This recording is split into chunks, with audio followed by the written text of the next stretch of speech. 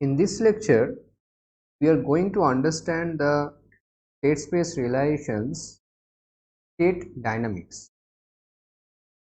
So the state dynamics are basically look like this: x dot equals to ax, and this is the actually the unforced dynamics, or is called the unforced dynamics, or also called the homogeneous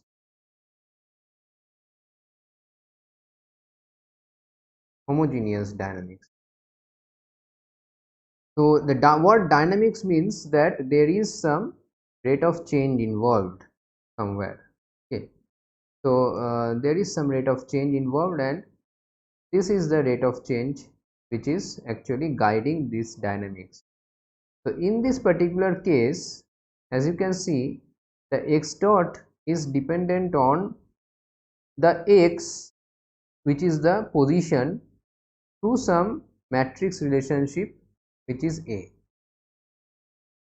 So it may so happen that your x dot is like suppose your x1 dot is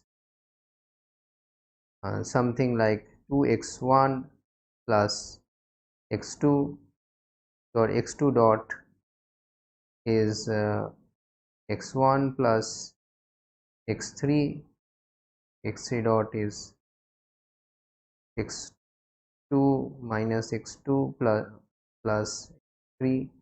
Suppose it is like this. What does this mean? This means that in this state space,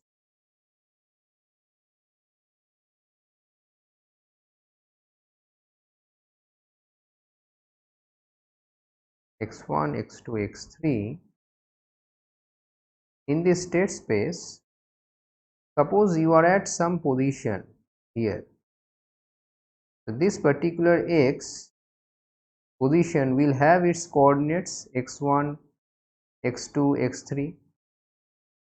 These coordinates will be present. So by the knowledge of these coordinates, now you will be able to calculate what is the rate of change of x1. That means you will be able to calculate.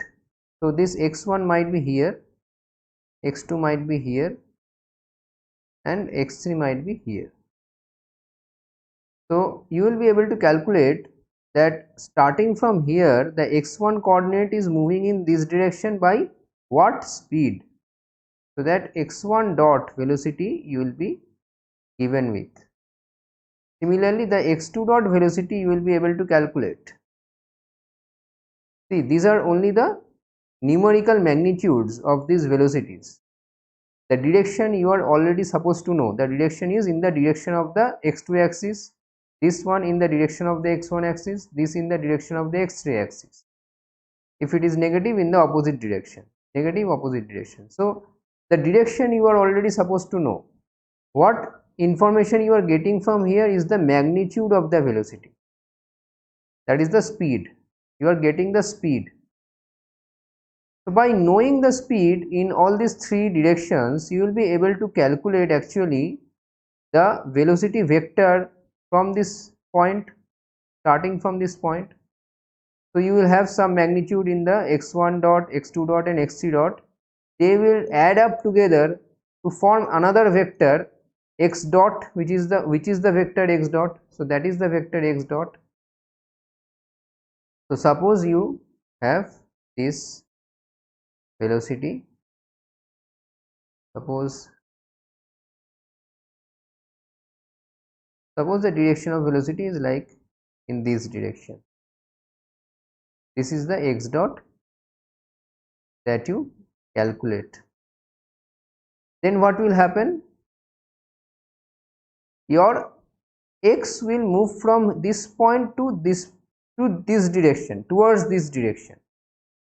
Not exactly to this point, but its movement is in this direction. So the direction of movement you get, direction of movement of this point you get.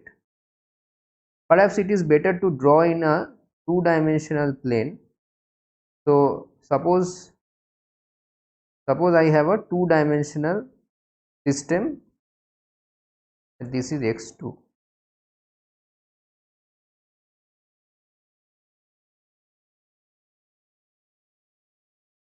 This will be more easier to understand pictorially. So suppose I start from initial condition which is 1 and 2. Start from here. This is my initial vector x0. As per the calculations, my x1 dot would be, x1 is 1, x2 is 2, so my x1 dot would be 4, and let's keep a minus sign here, then it becomes 1, x2 becomes 1, x2 dot becomes 1, minus 1 plus 2. So that means the x1 dot is 4 units in this direction. So suppose the units is same, because if it is meter then it is meter per second, so the length unit is quite, it's same, so let us take that same. So you have the direction in this direction 4 units, so you will have almost this length of a vector in the x1 direction. So this is your x1 dot. Similarly, in the y direction you will get this much of a vector, x2 dot. This is the movement in the x1 direction and the x2 direction. So the net movement is basically in this direction. This is the net movement. So the velocity vector is in this direction, and the magnitude is also given by this vector. However, the position vector, which is x, don't go here. It doesn't go here, because going here means your x is basically x plus x dot. So if this is the algorithm, then your x goes here, it is the old x plus this x dot, but that is not how your x gets updated, right? Because x is not x plus x dot, x is having some other relationship. So here you, as you know, for this one, if it is a scalar, then you already know, if it is a scalar, then your xt is e to the power of at x0.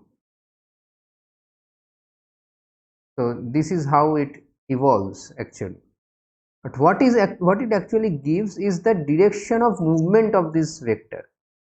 So the vector moves in this direction by some amount, at least.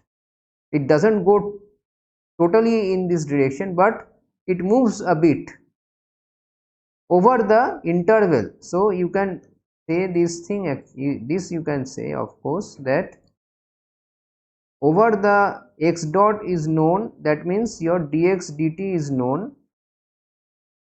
So over the interval dt, you know how much I have moved, that you know.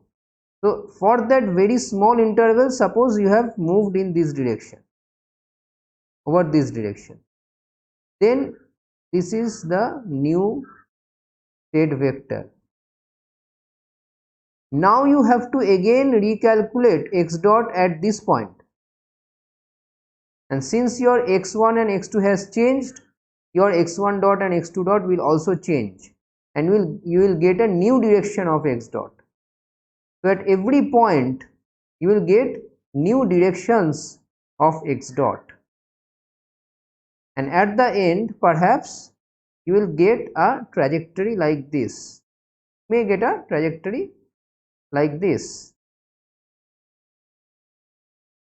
It depends on exactly what your these quantities are, these coefficients are, but in general you can get a trajectory like this. at every point you will be able to get the direction of x dot by computing from this equation, the state dynamics. So the state dynamics will reveal the direction of the velocity at every point, and by following that direction you can go on and build this trajectory. And this is exactly how the computer actually generates the trajectory, by calculating it over small intervals of time. It calculates the trajectory over small intervals of time and adds up.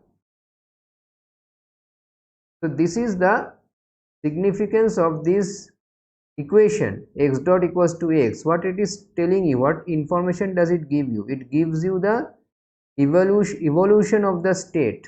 So you get the direction of the trajectory x, in which direction the trajectory moves when you are at a particular position x. That information is obtained from here, and you can calculate it at every point x. You can calculate it if you know this a. Okay, so this is the information revealed from this state dynamics, x dot equals to ax. So always remember this, what information it is actually revealing. Now there is a concept which is called the equilibrium point. Equilibrium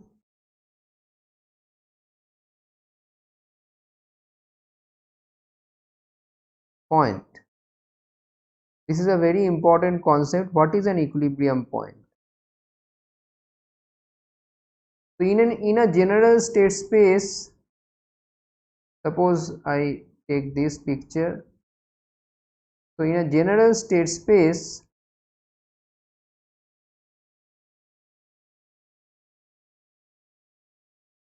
it may not have a linear state dynamics also. Any nonlinear is also fine. So in a general state space, there are a few points in this state space. There may be only one, there may be multiple. So it depends on exactly on what the system is. But these points have the speciality that if you are at this point, if you start from this point, then you don't leave this point. So these are like invariant points, so in the state space. So if you start from this point, you don't move away from this point unless you have some external force trying to move you out from this point. On your own you don't move. On your own you don't move. That means when you are in the unforced situation, you are not moving away from these points. And not moving away from this point means the entire trajectory is this point only. So the trajectory has no evolution. The trajectory does not evolve. So you are fixed at this position. Suppose this is x equilibrium. You are fixed at this point x equilibrium. That means at this point your x dot is 0. This is the defining feature of equilibrium points. X dot is equivalently 0. That means x dot is always 0 at this particular point. So how to calculate equilibrium points for a system? You will be given, in general you will be looking at a state space like this when it is unforced.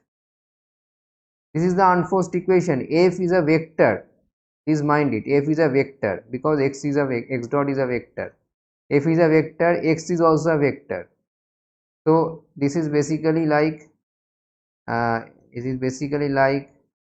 f1 x1 to xn,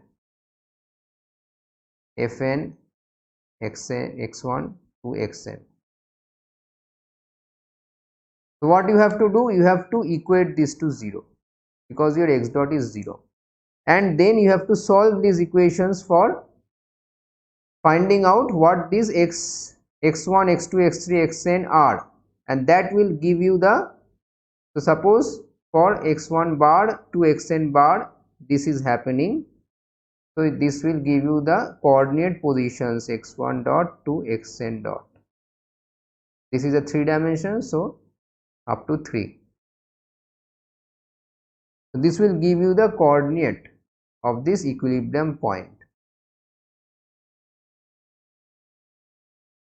Now you look at the linear time invariant state dynamics. In case of the linear time invariant state dynamics, in case of the linear time invariant state dynamics, x dot is ax, and I want to find out the equilibrium point. So what I am trying to do, I am equating this to 0. X dot equals to ax equals to 0, and I am asking the question what is, supposing that x bar is satisfying this, I am asking x bar equals to what? What is x bar? What is that x bar that satisfies this equation?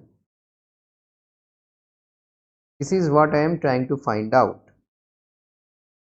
Now you remember where you have seen this equation, where I have talked about this equation in the math preliminaries section. I have talked about the null space. What about the null space? Null space of a matrix A is the span of all the vectors xi such that axi equals to 0. This is what we are trying to solve. So we are actually trying to find out the null space of the A matrix. A matrix is the defining matrix of the system state space realization. I have already highlighted this. Given a state space realization, the A matrix is the defining matrix, so that is why it is called the state matrix. It is the identifying matrix of the state space realization. So its property, the null space, is the property of this matrix. It is a mathematical property, but you see how beautifully it corresponds to the property of the equilibrium point when you are talking in the domain of control systems. We are trying to understand what is the equilibrium point, what are those points from where the system trajectory will not evolve. This is what I am trying to ask. So this is an information, this is a very vital knowledge of the system. So I cannot make the state trajectories evolve if I start from those positions. This is an important information I would like to have from the system. Also, in many cases, this is a very usual case that we want to stabilize the system. Stabilizing the system actually means trying to make the system go to an equilibrium point. So I want to make the system go to an equilibrium point. That is also the case many times,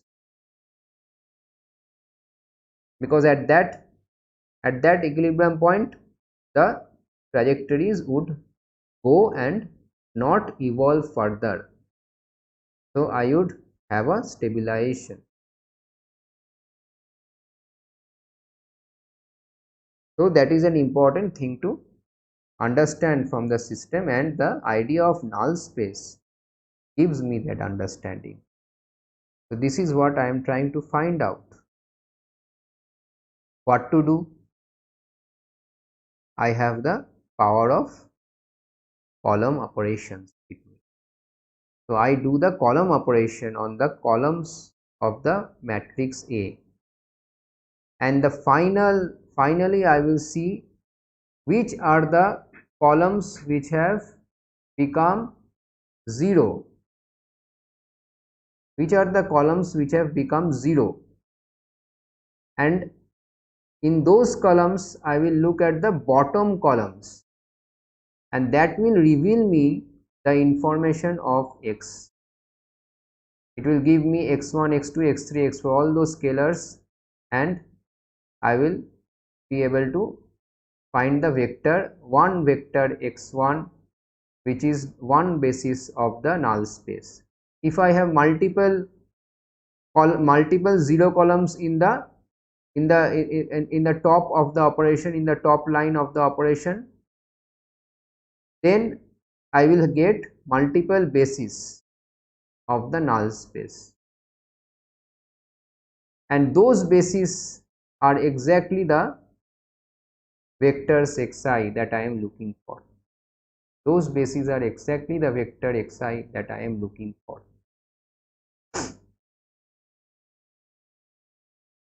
Sometimes they can be single points, isolated, sorry, in the case of a general system like this,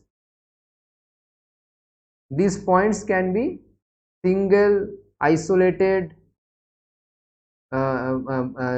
single, then they can be multiple but isolated, they can be multiple but together forming a continuous space, they can be anything. For a nonlinear system we cannot say for sure what it will be, but for a LTI system we can say for sure what my null space would look like, what my null space would look like, that we can say for sure.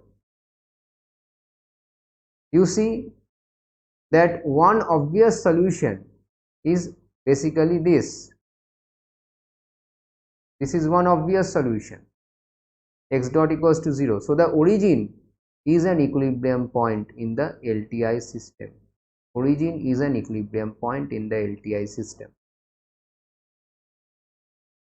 Is there other equilibrium points?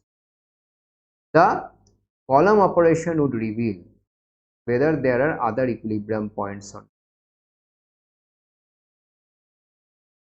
If there is only one column vector, if there is only one column vector coming up, then you will have x bar as, suppose I call that column vector as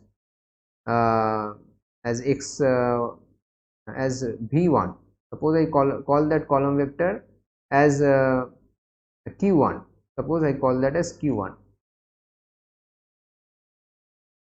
So that that basis vector, sorry, the basis vector, so for which it is becoming 0, the top in the column operation, the top column is becoming 0. I look at the bottom column, so that gives me the basis vector, one basis vector q1.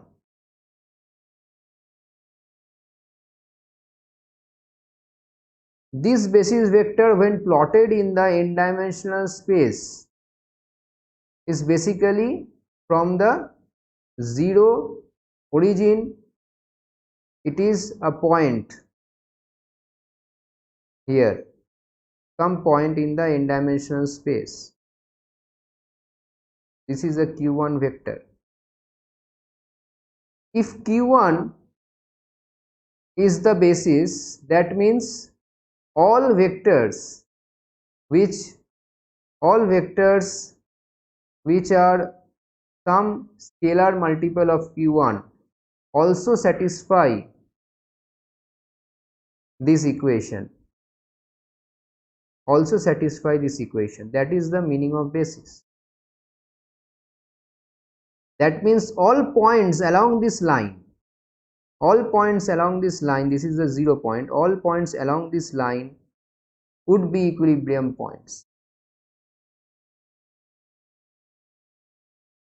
all points along this line would be equilibrium points. So you see that for LTI systems, either the equilibrium point is 0. So this is the case when your A matrix is a full rank or there are no dependent columns. That means when you do column operations, you will not get a top column as 0 and a bottom column non-zero. You will not have that situation.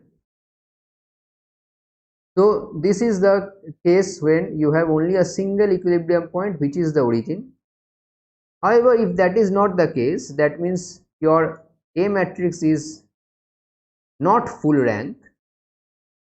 A matrix is not full rank, which means that the column vectors are not independent. There is some dependency relationship which gives you at least one top column vector in the final step of the column operations as 0, revealing you one basis vector like q1.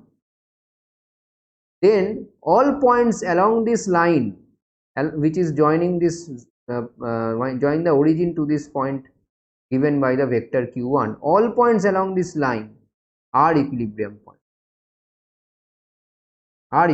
points, and the null space is also this is also the null space.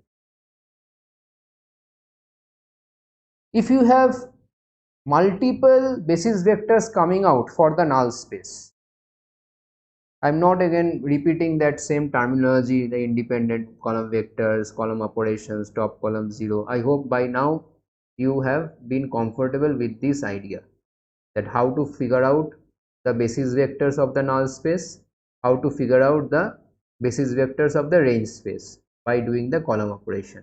This must be very clear in your mind right now.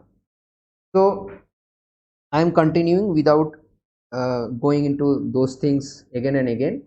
So if I have been able to figure out that there are two number of basis vectors of the null space, that means my null space is dimension 2.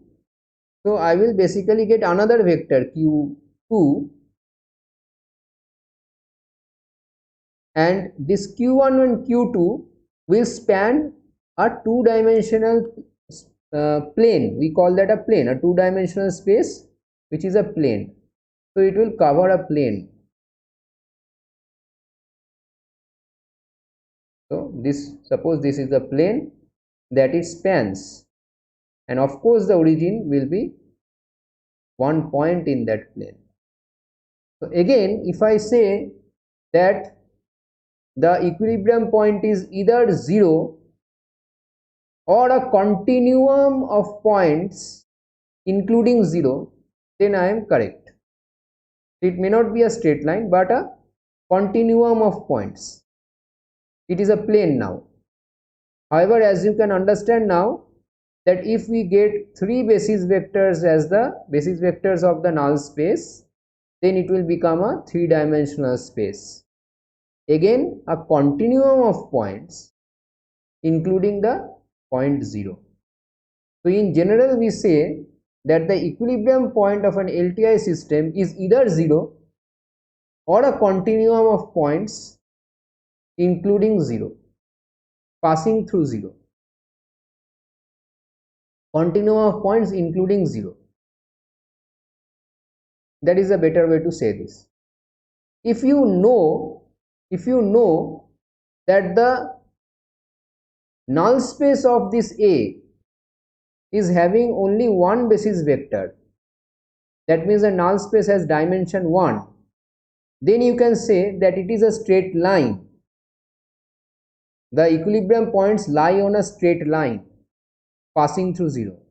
If you know that, or you have evaluated that the null space is of dimension 2 with the 2 basis vectors, then you can say that it is a plane. The equilibrium point is basically, it is an equilibrium plane, not a point. It is a set of points lying on a plane, and any point on this plane will have the same property, that if you start here, you will remain here. You will not move around this plane. Okay, even though all these points are having the same property, you are not moving around this plane. You are fixed at a point, because the property is x dot equals to 0. So you are not moving anywhere, and all these points are having that property x dot equals to 0. So this is a vital and understanding about the equation x dot equals to ax and the equilibrium point, and also the understanding how the rank of the matrix A impacts our idea of equilibrium point is also understood now. Whether it remains a single equilibrium point when the rank is full, or whether it becomes a continuum of equilibrium points when the rank is not full, when the rank is less than n.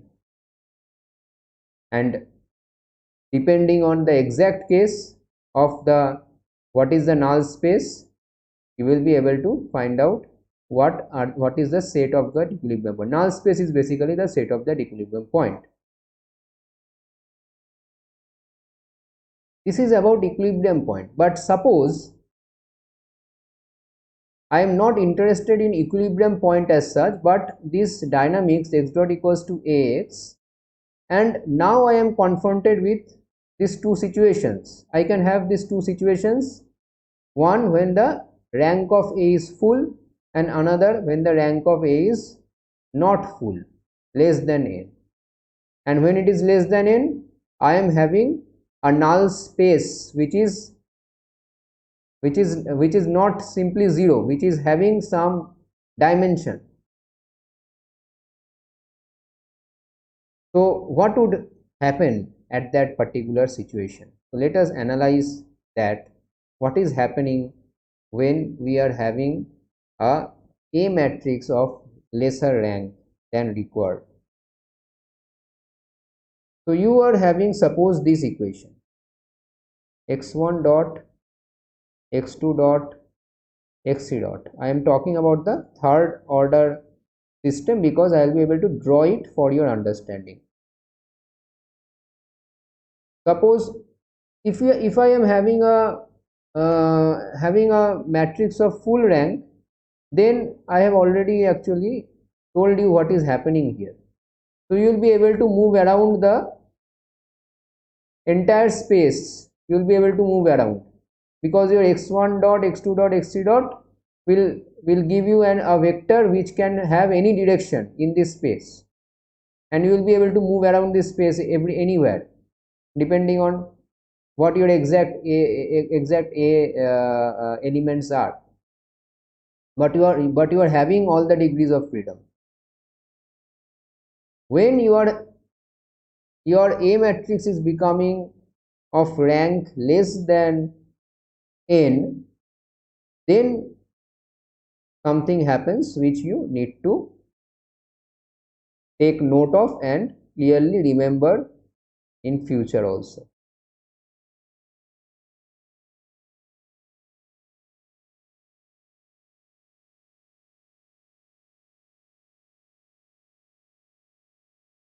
Obviously this matrix A is not having full rank because one column is already 0. How it is impacting the velocity x1 dot x dot, how it is impacting the evolution of the states, that is what we are interested in. Now sometimes we like to actually, for our analysis, so that is where also the similarity transformation helps us. For our analysis, we want to go to we want to transform the system to another state space where we can do the analysis and in an easier manner, we suppose. So let us look at this transformation z equals to, and you note that the transformation matrix is of full rank. So that issue which I talked about in the last lecture, will not happen. So I will not be transferring the system to a lower order space. I will be transferring the system to a same order space. So all x1, x2, x3 will be present. Z1, Z2, Z3, all of that will be present. None of it will become equivalently 0, so that I am losing a dimension. I am not losing a dimension because my P matrix here is of full rank. So here actually I have considered Z equals to Px instead of X equals to Pz. But I am actually not doing that P inverse AP thing. I will go about analyzing it in a like in order, as you will see right now. So I will simply actually calculate Z dot based on this information. So since the elements are very easy to calculate, I am doing it in this manner. Otherwise we would have to utilize the relationship P inverse AP, those relationships we would have to utilize. But here we can simply directly calculate what Z dot is. What is Z dot? See, what is Z? Z1 is x1. So Z dot, so Z1 dot, what is Z1 dot? Z1 dot is x1 dot. What is x1 dot? X1 dot is 1 0 0 of x1, x2, x3, 1 0 0 of x1, x2, x3. So I am at the first step, I am expressing Z dot in terms of x1, x2, x3 only. What is Z2? Z2 is x2. So Z2 dot is x2 dot, x2 dot is 0 1 0 of x1, x2, x3. What is Z3? Z3 is x1 plus x2 minus x3. So Z3 dot is x1 dot plus x2 dot minus x3 dot. So x1 dot is 1 times of this, sorry, this x1 dot. Now you see Z3 dot is x1 dot plus x2 dot minus x3 dot. Now x1 dot is x1, x2 dot is x2. What is x3 dot? x3 dot is x1 plus x2. So x1 dot plus x2 dot minus x3 dot is basically 0 0 0 of x1, x2, x3. So all zeros, because x1 plus x2 minus x1 plus minus x2. So we have zeros here. Now we can actually replace this x1, x2, x3 with z1, z2, z3. We try to figure out what is the relationship between x1, x2, x3 and z1, z2, z3.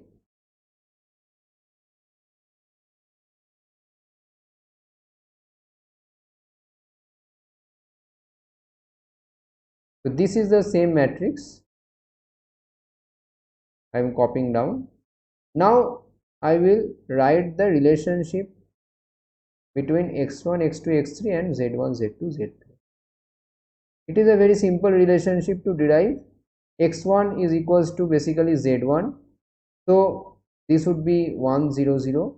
So instead of x1 I am writing z1. So this is z1. Instead of x2 it is z2. Z2. So if you multiply this with this, you will get Z2. What is x3?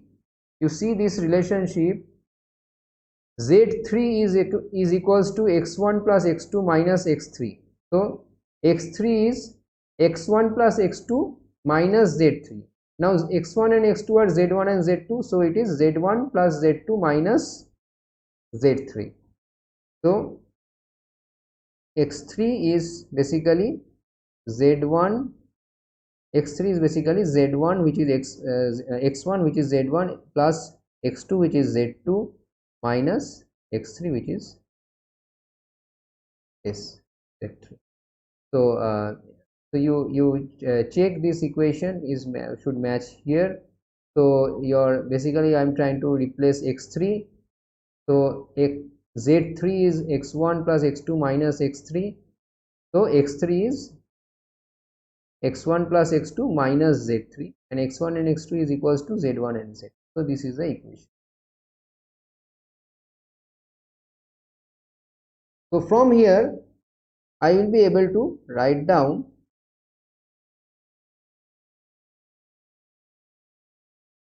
the relationship between z dot and z. So this is very easy to calculate. This is 1 0 0, this is 0 1 0, this is 0 0.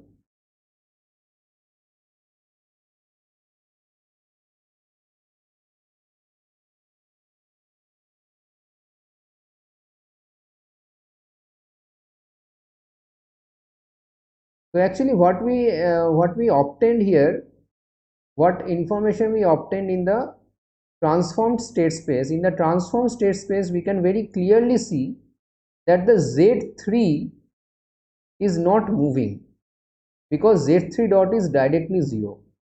So there is no movement along the z3 axis. This one we can directly see. This information is not so much revealed in this case. So you see x1 dot, there is some movement, x2 dot, there is some movement because it is non-zero row, x3 dot, there is some movement because it is also non-zero row. So it seems as if x1 dot, x2 dot, x3 dot all are having some movement. So you will be able to cover all the three dimensions when you are building up the trajectory. So all the three dimensions will be possible to cover. It seems so. It seems so. However, if you are actually a clever person already with the knowledge of column operations and understanding what this zero column reveals, then it will not seem so to you. You will know that that my velocity vector is basically going to a space which is of two dimension, because only two non-zero columns and not three dimension. So my movement will be restricted to a two-dimensional space because velocity is giving you the information about your movement, about your motion. But for some people this may be not so obvious. So we have the power of transformation. If you do a transformation like this, then this is revealed, and here it is very clear that one of the axis is stationary. You are not moving along the z3 axis. If you draw the picture, then it will be like this. So let me draw the picture here.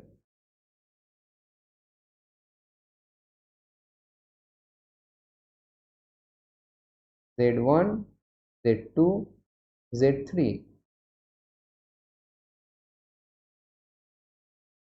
So suppose I begin from some position here. This is the starting position, and I have some Z3. So here. So from here actually I would have some Z1 dot. So if I take the point on the axis, basically my Z1 and Z2 are 0. So I will be basically not moving anywhere. So let me shift the point a bit. Suppose I start from this point. So this is also a plane. This is a plane parallel to the Z1 Z2 plane below. So this is the plane parallel to the Z1 Z2 plane, and suppose I start from this point on that plane. Then this point will have a Z3, will have a Z1, will have a Z2, which are all non-zero. So I will be able to get a velocity along the Z2. So I will have a Z2 dot. I will also have a Z1 dot. And this is very simple to calculate also. But the main point here is not the calculation, but to show you that the total velocity v, that the total velocity z dot will remain on this plane because there is no component z3 dot. which will take it out of this plane. So if there was a component z3 dot, then I would have got a z dot which was outside this plane. But since that component is absent, my z dot will always be in this plane. So my movement will get restricted in this plane. So from wherever I start, for whichever value of z3 I start with, that z3 will always remain constant, even though my trajectory will keep on evolving, but it will evolve in this plane only. So the trajectory gets confined to a R2 space. It does not remain on the R3 space. It remains confined in the R2 space. So this information could be revealed by doing so much of transformation and all these things. However, this information can be very straightforwardly revealed from looking at this equation also. But the drawing would be a bit cumbersome. The drawing would take a bit more skill actually. So when I draw it, you will understand what information we are getting from here. Now we have to look at it from the viewpoint of a linear combination of these column vectors. From that viewpoint, we have to see this when we have a column as 0. When we have a row as 0, then very straightforward, we can see it in this manner.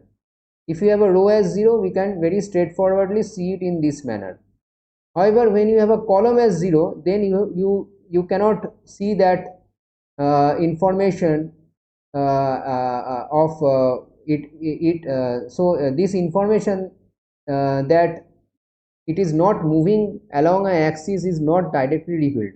In fact, it is moving along all the axes. The information what I am talking about is that it is constricted to the R2 plane. That information is not directly revealed when you look at these equations. It seems that you are moving along all the three axes, so you should be able to cover all the three dimensions, but it is not so. If to reveal that information, you have to look at it in the manner of linear combination of the column vectors. So now you will look at it in this manner, and bear it in mind, you can always do this for any matrix that you have. This is 0, so no need to write this. You can do this for any matrix you have. After you have done the column operation, then also you can do this. So it will reveal you the vectors which are non-zero, are revealing you the basis vectors of the range space. So basically the range space of A is the span of these vectors which are non-zero. So these vectors 1 0 1 and 0 1 1, that is the range space of A. But here the range space of A is basically giving you the velocity vector. The range space of ax equals to y. You remember ax equals to y, that y, the y is lying on the range space. Here the y is basically x dot, so the velocity is lying in the range space. So I am able to figure out what my velocity would be by looking at the range space. Here I see that the range space is having only two basis vectors. Directly I can say that the velocity will be restricted to the R2 plane. If that is the information I need, fine, I am done with. If I require the information, what is that plane actually, where we are restricted, of course you can say this is the plane, but just for the purpose of drawing, let us try to draw this plane. So to draw this plane, again I need to have these three axes x1, x2 and x3.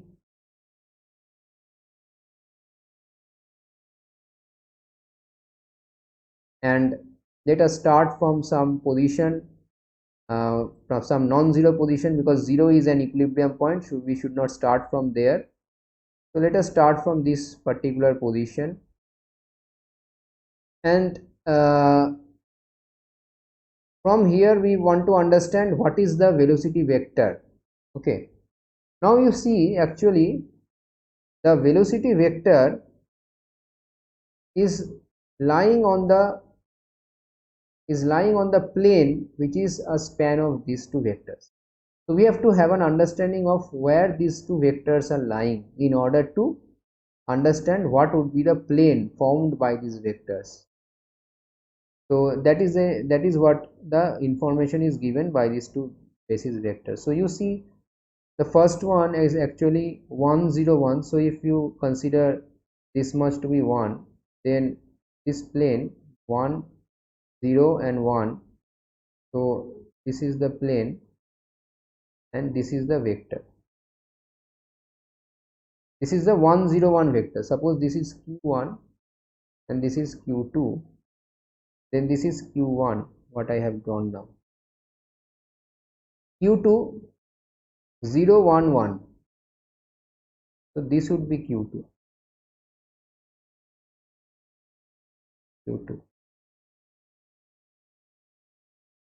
So the plane that is created, that is spanned, the plane that is spanned by these two vectors q1 and q2 is like this plane, which is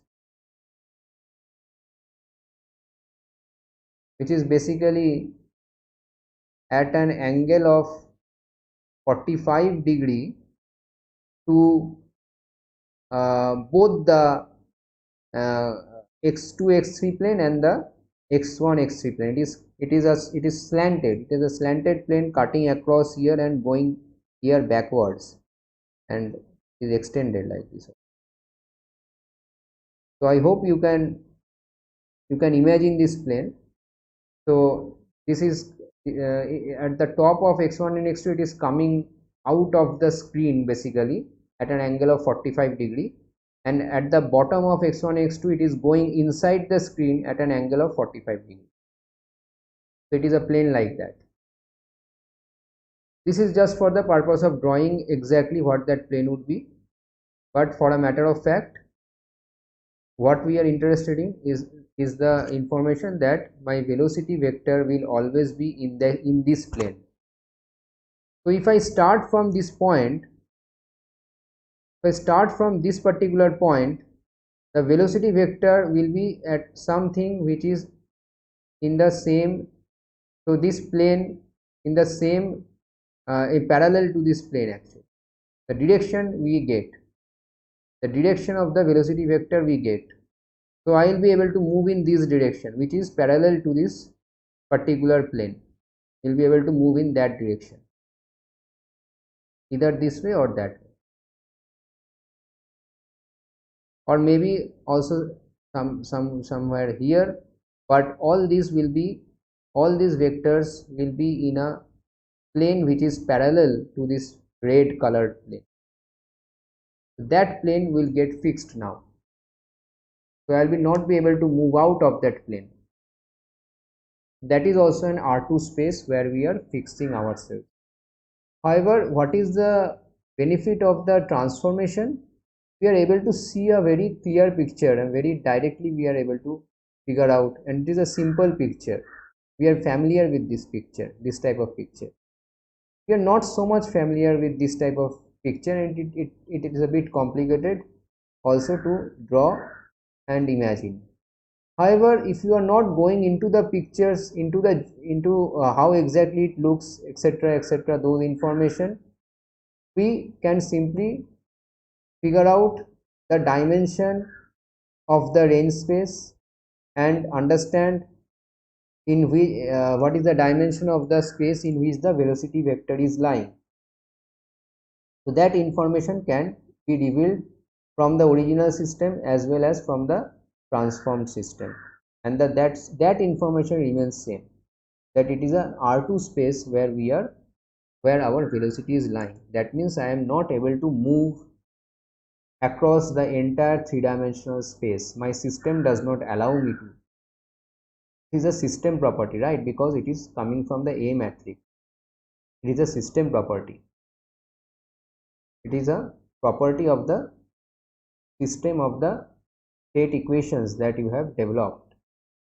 So you have developed these state equations by looking at the system.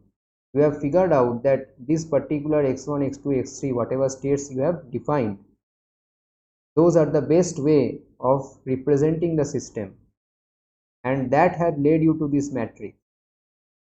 So it is a property of the SPR which translates to the property of the system. It is basically a property of the state space realization that you have derived, which does not allow you to move anywhere but a two-dimensional space. But since we derive the state space realization from a system by having knowledge of the system, either from its state, either from its actual physical system dynamics, or from the transfer function, or from somewhere. So it is also a property of the system. So you are unable to move from any position to any other position in the three-dimensional space. You are restricted. You have restricted your movement. Your movement is restricted to a lower order space in this case.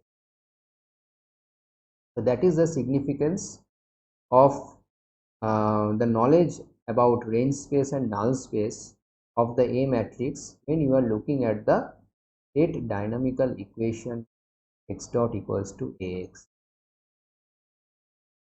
So with that, I will leave you, and in the next lecture I will take up a very important concept of the eigenvalues of the system. So that concept will be covered in the next lecture. Thank you for your attention.